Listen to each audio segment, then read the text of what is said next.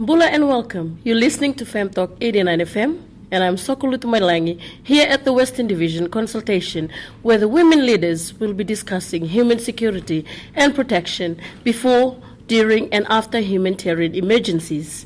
Here with me, I have Yashmin Khan, the president of Madina Women's Club, which consists of 24 members representing more than 150 households, and Bakewa, the vice president of Tavua Disabled, which consists of 150 members representing more than 300 households.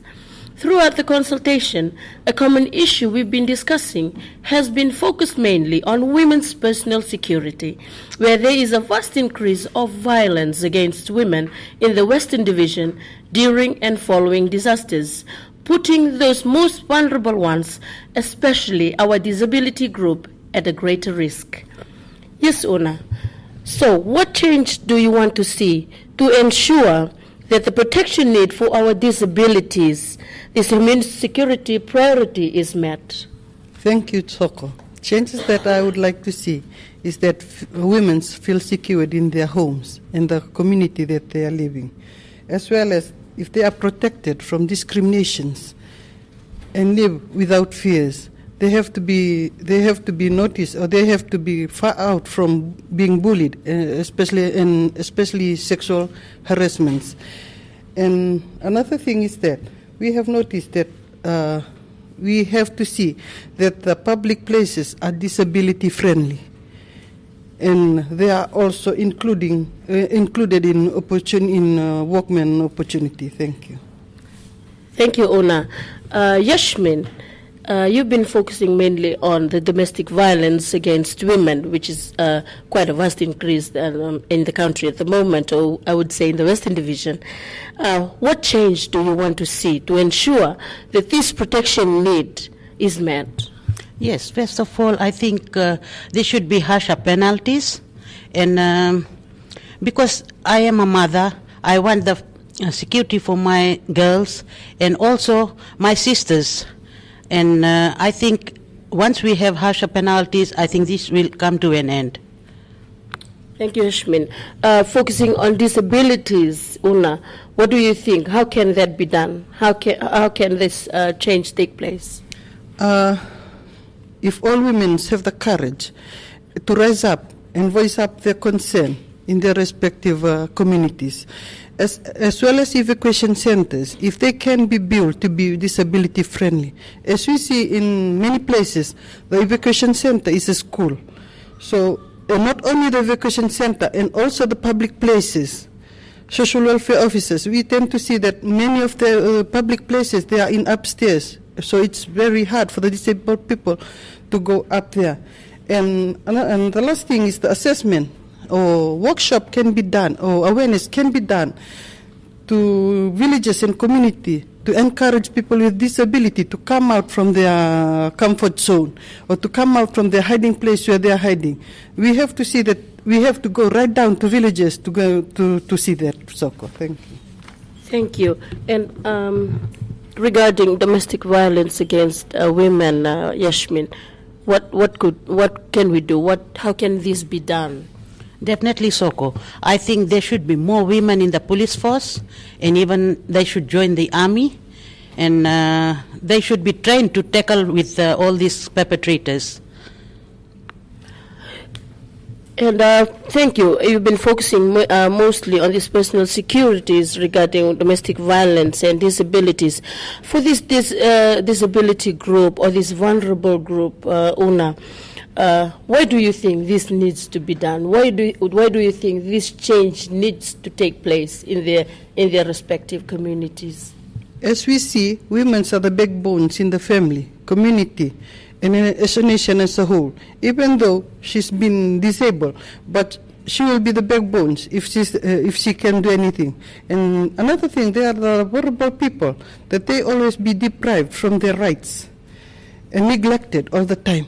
People tend to see their disability, and they didn't see that the ability that they can do. The ability they have, yes. Let's talk about the situation before and after Winston. For you and your community, Yashmin, what was the situation like before Winston? I think this situation wasn't that bad before, because things were going fine in homes. They had enough food and necessities for their families. And regarding domestic violence that you've been mentioning, Yes, because what was it like before Winston, especially in your community, Nadi? I think it was quite okay. There wasn't enough, there wasn't more violence, but at some places, like in Ba, I heard of one, and in one in Suva, there were some violence in homes. And this could be a factor of, say, about this cyclone. After the cyclone, there was a lack of food, which led to domestic violence and conflicts in homes. What was the situation like with our vulnerable ones, the disability group, before Cyclone Winston, Una? As I see, these vulnerable people, there was not much done to them before Cyclone Winston. They still being discriminated from the first level, or from the first time. The preparedness, I think there was no preparedness done to include people with disability. Why? Why do you think? Why was there no preparedness for these vulnerable groups or the disability group? I think that people might see them as the disabled people, they might neglect them, or they tend to be left out. People tend to forget about them. And if the law can implement that, to see that they can be looked after. Thank you. And what about immediately after Cyclone Winston? In the Tavua community, as a vice president of the disabled group in Tavua, what do you think? What did you see immediately after Winston about this the disability group? Immediately after disability group, after Cyclone Winston, I see that these people, they just don't want to come out from their comfort zone. Some of them, when I tend to visit them in their homes, I thought they will be coming to the evacuation center.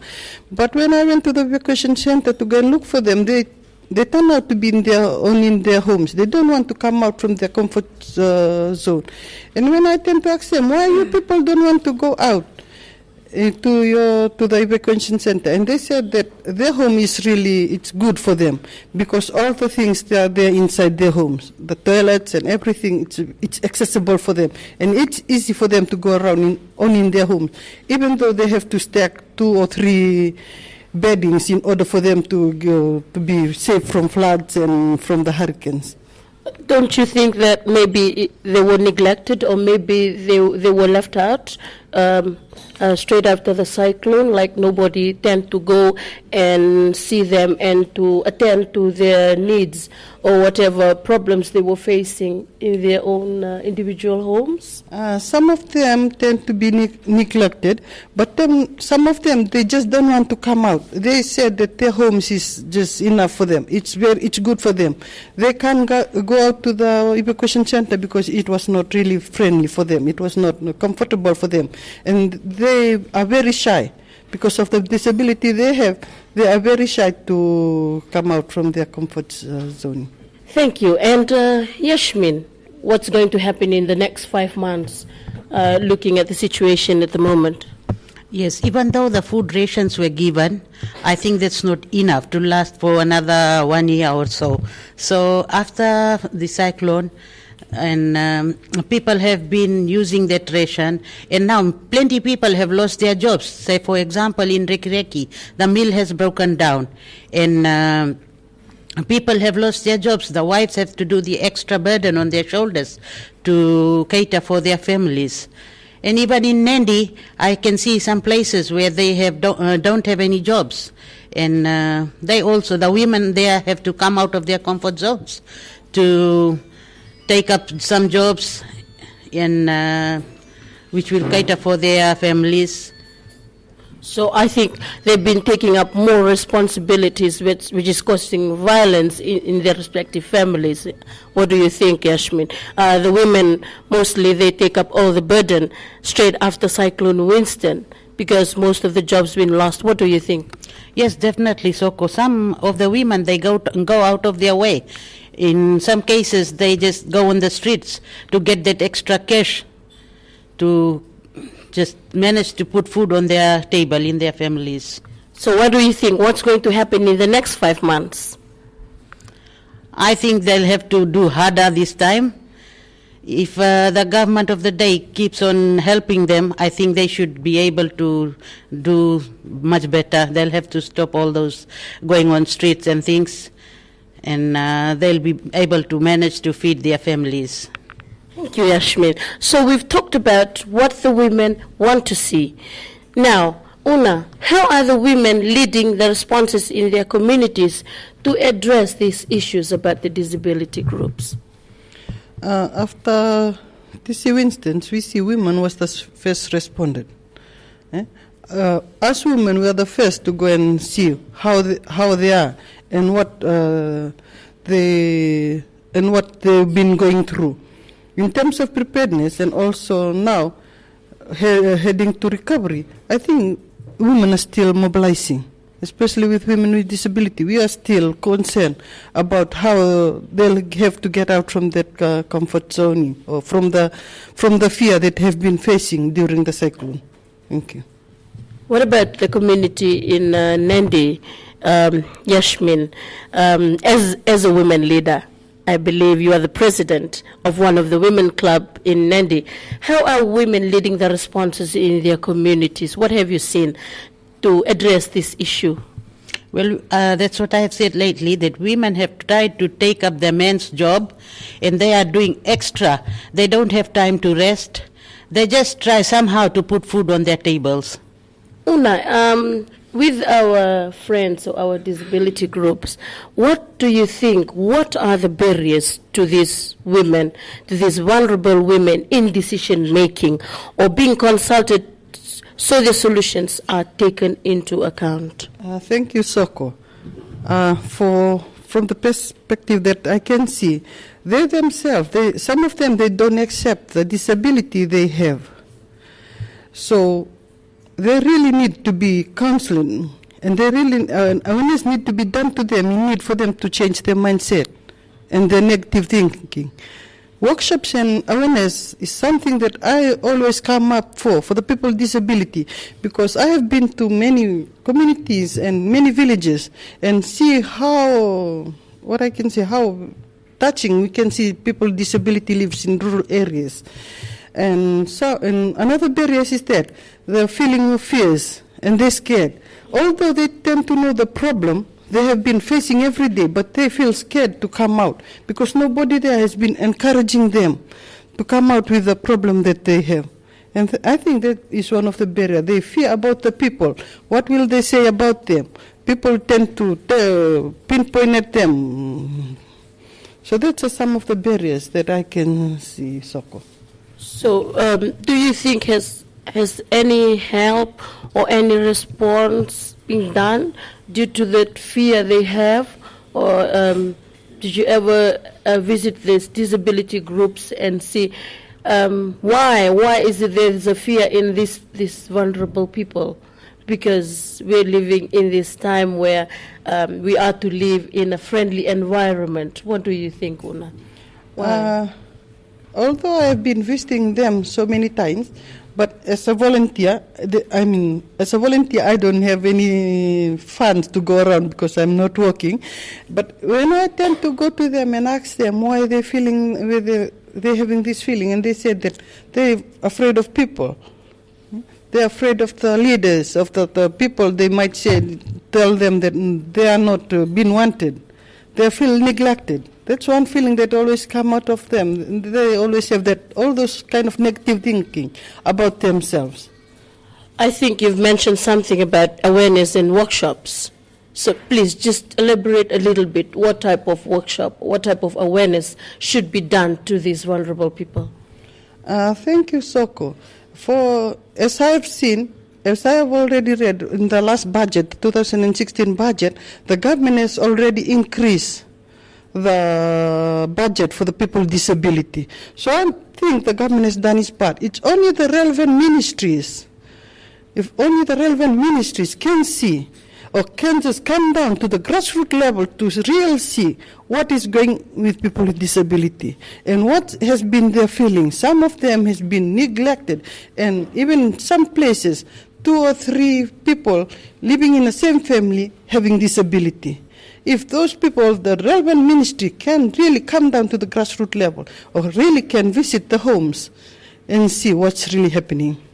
Yashmin, what do you think? What are the barriers to these women in decision making or being consulted so their solutions are taken into account so that we can put to an end this domestic violence or the violence against women? Yes, Soko. I see still some women are being bullied. They are not allowed to talk in meetings. And for domestic violence, girls are told that the way they wear the clothes, they are being molested. But I think this is not the way it should be. Anybody is free to wear anything they want. And these barriers that have been put by the chiefs or some chorus, I think this is time to break those barriers, and women are strong enough. They are trying to break these barriers to let their voices being heard. What do you think? Why are these women being stopped? Why this barrier is there, especially talking about the villages or the communities in the rural areas? Why is that barrier there? Yes, mostly because it is men-dominated committees. And I think the government of the day has done a good job by appointing women in advisory councillors and in the parliament too. But since there was agreed to be 30%, and still we lack, because there are only about 12 to 13% of women present in the parliament. Una, these the disability group or these vulnerable ones, do you think they're able to take part in this decision making? Do you think they can come up and be part of the decision making levels in all levels? I think yes. To my answer is that is yes, but not only for. The awareness and the workshop have been done. It's not only for the people with disability. It can be done to the community as a whole, so that they understand. This is the main thing. People have to understand each other. They have to be educated to understand people with disability and the different types of disability that they have and how to handle them.